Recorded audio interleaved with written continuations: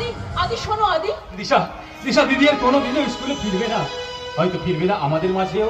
শুধু তুমি একা নাও আদি, স্কুলের সমস্ত ছাত্রছাত্রীরা হেড ম্যাডামকে মিস করছে। তোমার দিদি কোথায় গেছে বলতে পারো আদি?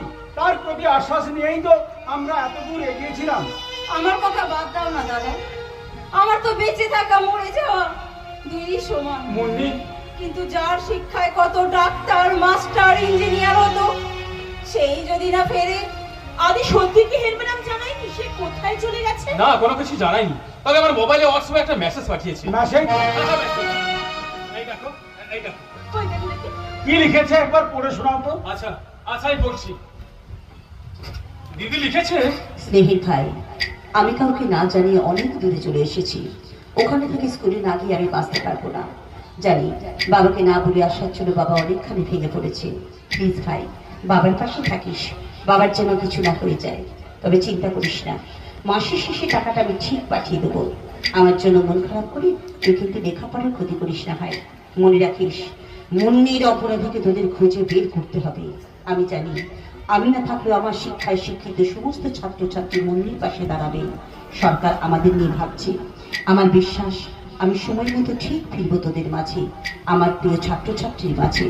বাবাকে আমার প্রণাম জানাস, আর আমার প্রিয় ছাত্রছাত্রীদের প্রতি রইল আমার আন্তরিক ভালোবাসা, আশীর্বাদ ও শুভকামনা। ইতি তোর হতভাগিনী দিদি। তারপর থেকে কতবার যোগাযোগ করার চেষ্টা করেছি, কতবার ফোন করেছি, বারবার বারবার সেই একই কথা, সুইচ অফ বলছে। ওসব ফালতু কথা লিখেছে রে। ওই হেড ম্যাডাম আর কোনদিন ফিরে আসবে না, কারণ সে জানে সে অযোগ্য। টাকা দিয়ে চাকরি পেয়েছে, সেও জানে যোগ্য শিক্ষকরা চাকরি পেলেও অযোগ্যরা কোনদিন পাবে না। তাই লজ্জায় মুখ ফেরাতে পারবে না বলে এখান থেকে পালিয়ে গেছে। এই সাক্ষাৎ, আমার দিদির নামে আর একটা বাজে কথা বলবে না। আর একটা বাজে কথা বললে আমি তোমার জিভটা টেনে ছিঁড়ে ফেলবো। ওর কথা ছেড়ে দাও আদি, ওর তো রাগ হবে।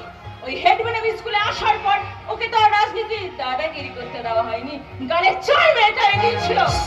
সেবারে জয়েন মেরে তাড়িয়ে দিল, এবার থেকে স্কুলটা তো আমরাই দেখবো। তুমি চাইলেও আমরা এই স্কুলে কোনো রকম রাজনীতি করতে দেব না। আমরা হেড ম্যাডামের আদর্শে আদর্শিত হয়েছি। কোন আদর্শের কথা বলছিস?